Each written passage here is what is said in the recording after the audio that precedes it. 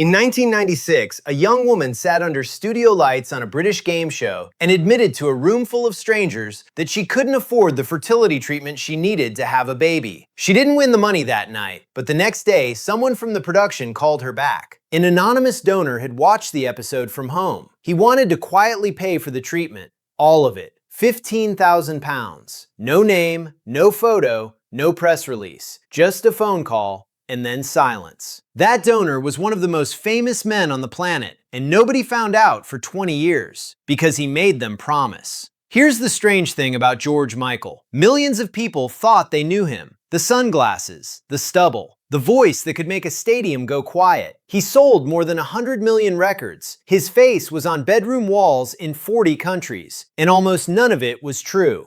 The confidence was partly a costume. The sex symbol was partly a defense. And the biggest, warmest, most generous parts of who he actually was, he spent his whole life hiding on purpose. So this isn't really the story of how George Michael became famous. That part's easy. This is the story of a man who became one of the biggest pop stars in history while carrying secrets so heavy that the world only understood him after he was gone. And by the end, you'll see why the timing of his death might be the most heartbreaking detail of all. Let's go back to the beginning, not to the fame, to the boy. His real name wasn't George Michael. He was born Georgios Panayiotou in North London in the summer of 1963. His father was a Greek Cypriot who'd come to England with almost nothing and worked his way up running restaurants. His mother was English, and their son was shy. Genuinely, painfully shy. The kind of kid who'd rather disappear into the back of the room than be looked at. Then, in 1975, a new boy showed up at Bushy Mead School, and a confident, charming 12-year-old named Andrew Ridgeley was told to look after him, to take the nervous new kid under his wing. That instruction changed music history. The two became inseparable. Andrew had the swagger George didn't. George had something Andrew would spend the rest of his life talking about with awe. Because when this quiet, unremarkable-looking teenager opened his mouth to sing, something happened that neither of them could explain. They bonded over records. Bowie, Elton John, the dream of being heard. And notice that word, because it matters for everything that comes next. George didn't dream of being seen. He dreamed of being heard. Those are not the same thing, and the gap between them would eventually break him. By 1981, the two friends had a band. They called it Wham! Exclamation point included, and it was loud, cheeky, and completely of its moment. In 1982, still teenagers, they signed their first record deal. George was 18 years old. He signed a piece of paper he barely understood. Hold on to that piece of paper. We'll come back to it, because it nearly destroyed him. At first, nobody expected much. Two lads from Hertfordshire making bright pop songs about being young and broke and having a good time anyway. But then the songs started to land, and then they didn't stop landing. Wham didn't just get popular, they detonated. Screaming crowds, number ones, sun-drenched videos full of white shorts and easy smiles. Between 1982 and 1986, they sold more than 30 million records. And in 1985, they did something no Western pop act had ever done. They became the first to perform in China.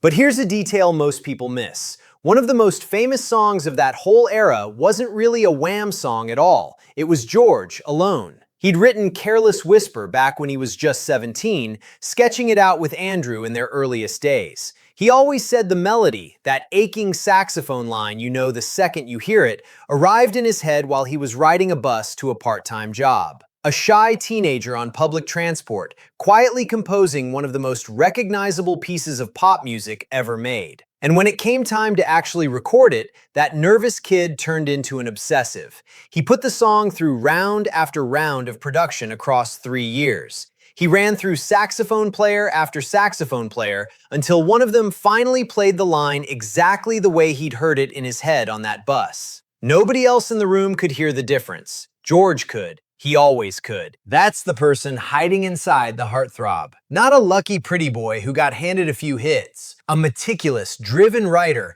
who'd been quietly perfecting his craft since before anyone was watching him at all. There's one more thing from the Wham years worth holding on to, because it comes back at the very end of this story. In 1984, the band released a song called Last Christmas. It became one of the most played holiday songs on earth, and it still climbs the charts every single December, decades later. That same year, a teenage George lent his voice to Band-Aid's famine relief single for Ethiopia. And quietly, he gave away his royalties from the Wham Christmas single to that same relief effort. Even then, right at the start, the instinct was already there. Give it away. Don't make a fuss about it. Remember that, because it matters far more than you can imagine right now.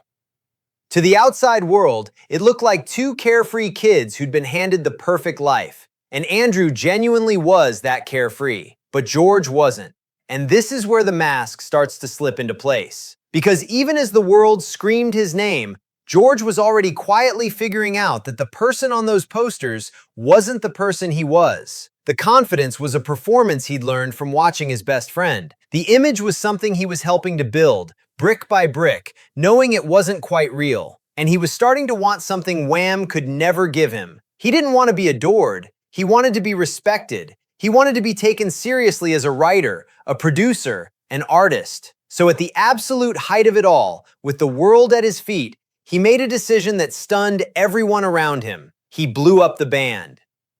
In 1986, Wham played one final concert at Wembley Stadium. Tens of thousands of sobbing fans. Andrew watched his best friend walk away from the biggest thing either of them had ever built, and George walked towards something far more dangerous, being himself. Except here's the trap he was about to fall into, and it's the trap that defines the middle of his entire life. The more successful George Michael became on his own, the harder it got for anyone to hear the actual person underneath. And the signs he was outgrowing the band had been there for a while. In 1985, George stood on the stage at Live Aid, the biggest concert the world had ever seen, and sang a duet with his idol Elton John in front of a global audience of well over 1 billion people. He'd shared a microphone with Aretha Franklin. He was being welcomed into the company of legends. And yet the label stuck to him never changed. Teen Idol, Pinup, the pretty one from Wham. He was proving himself to the greatest artists alive, while the public kept handing him back the same cardboard cutout. That gap between how the masters saw him and how the crowd saw him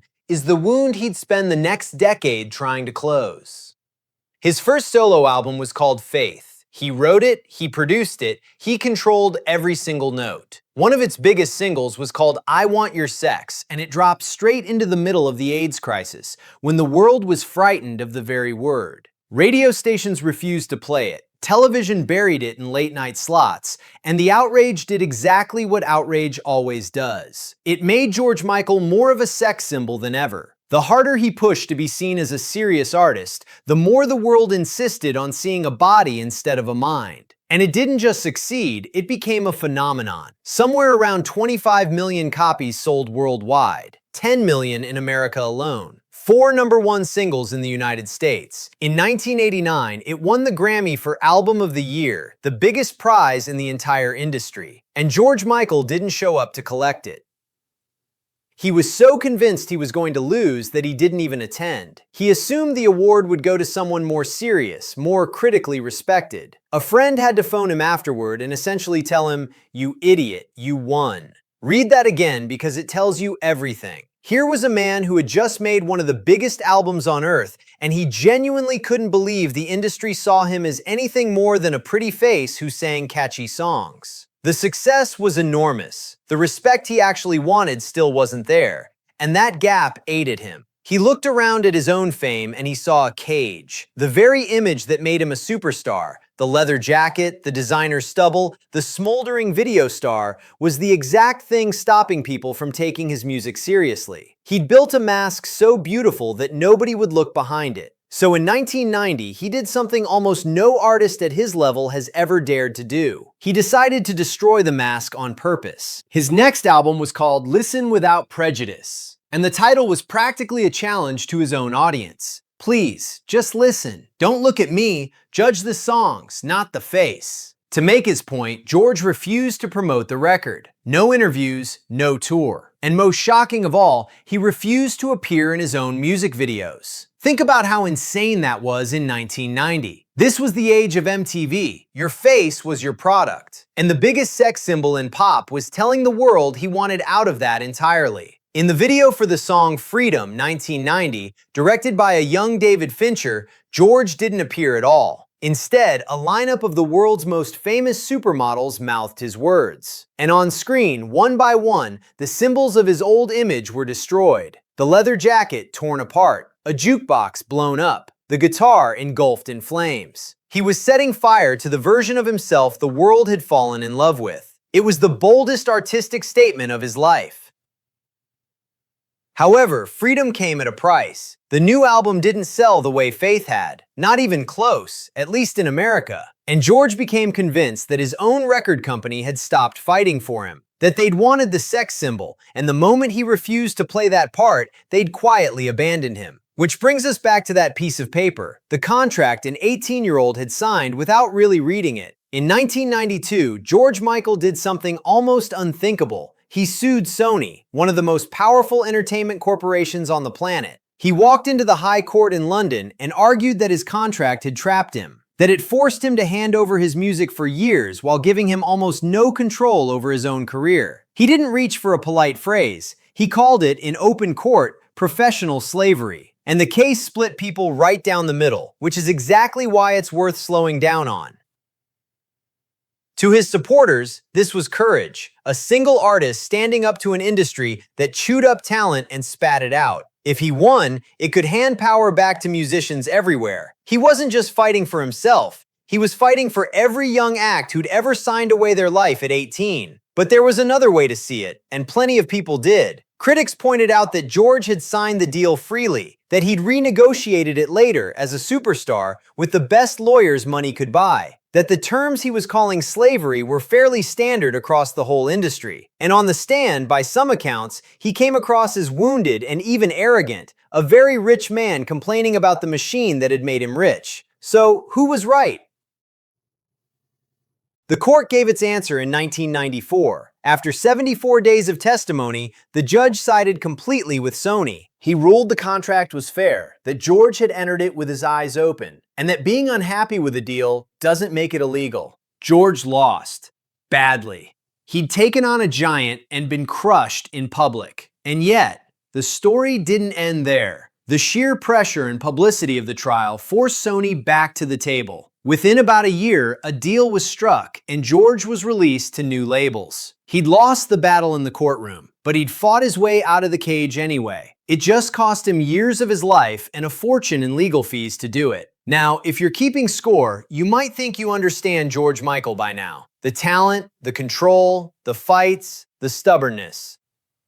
But you don't. Because the most important thing about him wasn't any of that. It was a secret he was carrying through every one of these battles. A secret so central to who he was that the war with Sony, the destroyed image, the whole restless search, all of it starts to look different once you know. George Michael was gay. And in the world he was famous in, he didn't feel safe letting anyone see it. Not his millions of fans. Not the press, who he knew would turn it into a circus. For years, not even his own family. Which is what makes what happened in the early 90s so devastating.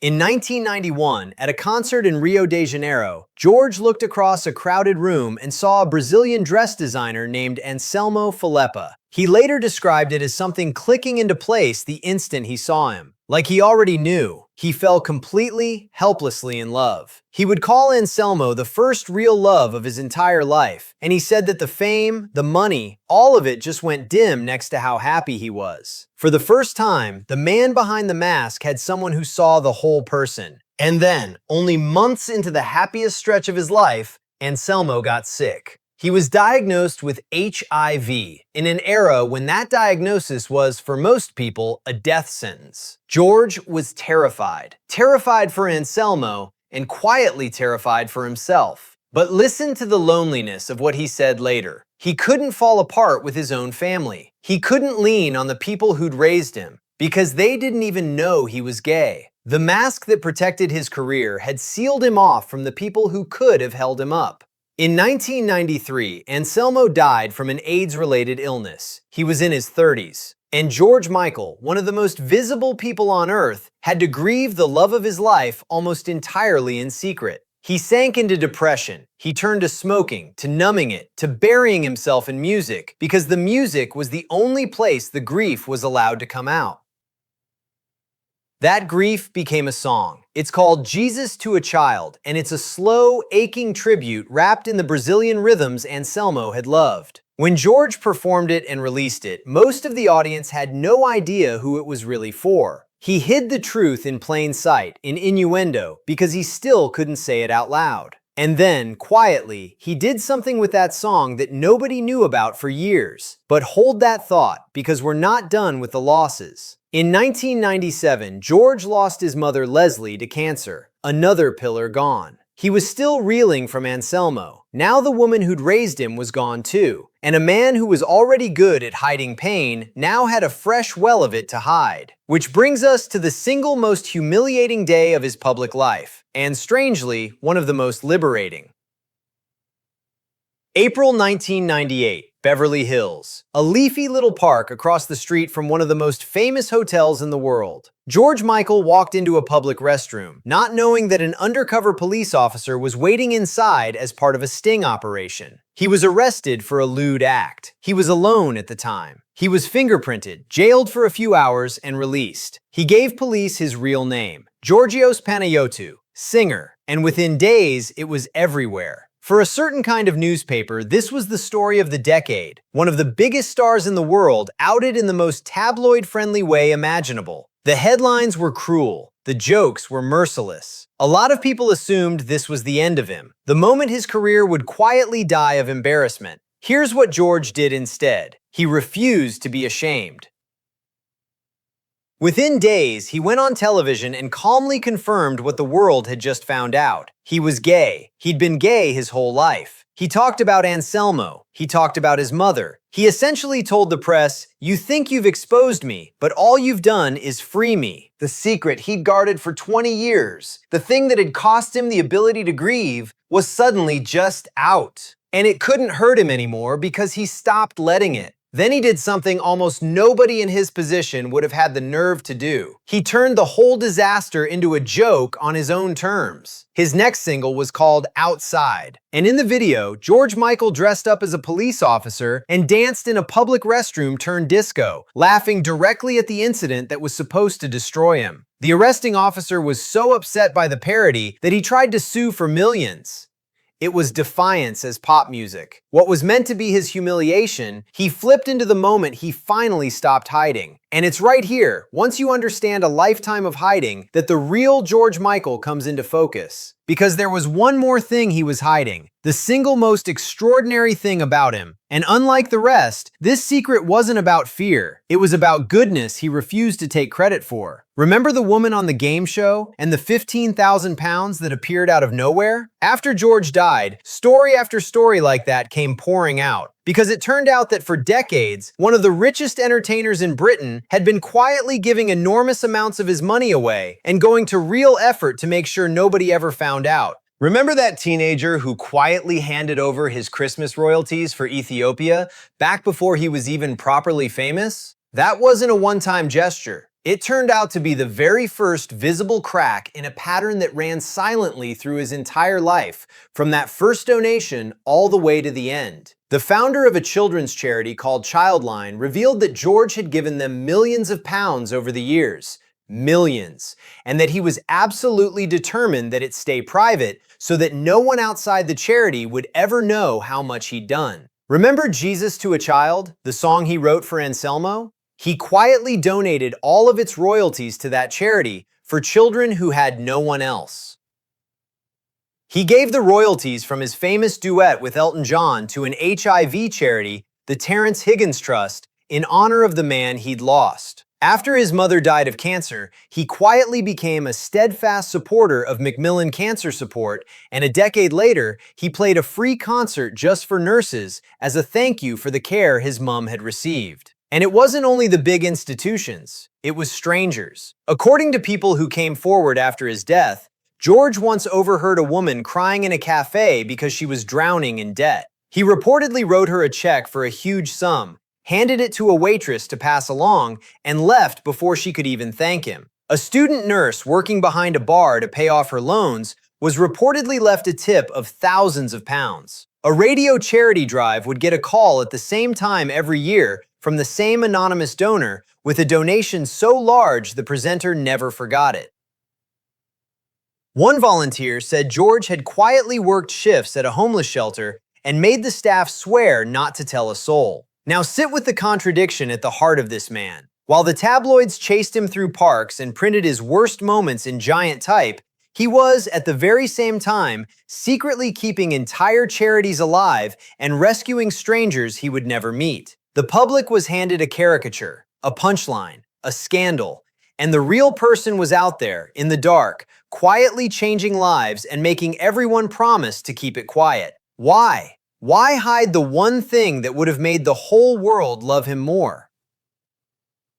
Maybe because for George Michael, kindness that was performed for applause wasn't really kindness. He'd spent his entire career watching his image get twisted, sold, and misunderstood. The giving was the one part of himself the machine could never touch, precisely because he never let the machine see it. It was the truest thing he had.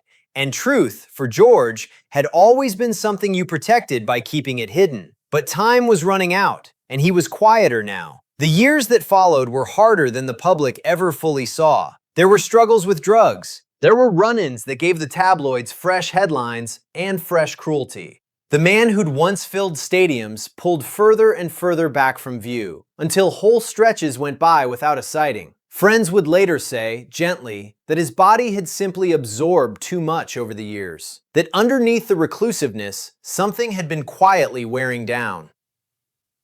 In his final years, he mostly stayed out of the spotlight, at his beloved old house in a quiet village on the River Thames, a 16th century home that friends said was his favorite place in the world. And then came the last, cruel piece of timing. On Christmas Day, 2016, George Michael was found dead in his bed at that home. He was 53 years old. His partner discovered him lying peacefully, as if asleep. Months later, a coroner confirmed there was nothing sinister in it at all. His heart, quite simply, had given out. Natural causes. A weakened heart in a man who had lived hard and carried more than anyone knew. Christmas Day.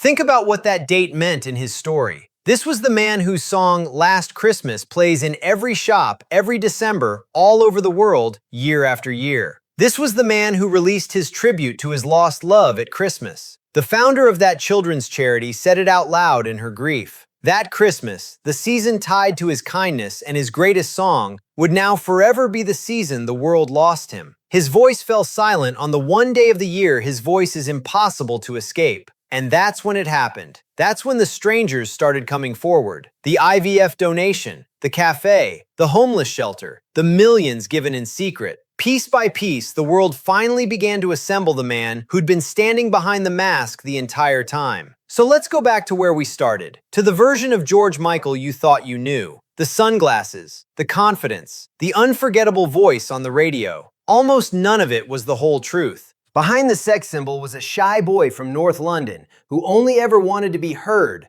not looked at. Behind the confidence was a man performing a courage he'd borrowed from his best friend at 12 years old. Behind the scandals was someone grieving loves and losses he wasn't allowed to grieve out loud. And behind all of it, in the dark, quietly, was one of the most generous people anyone who knew him had ever met. It's tempting to tell his story as a rise and a fall. The superstar who peaked and stumbled and got dragged through the tabloids. But that framing misses the entire point of his life. Because George Michael never really fell. From the day he blew up Wham, to the day he set fire to his own image, to the day he stood in front of the cameras and finally told the truth about who he loved, he was doing the same brave, exhausting thing over and over again.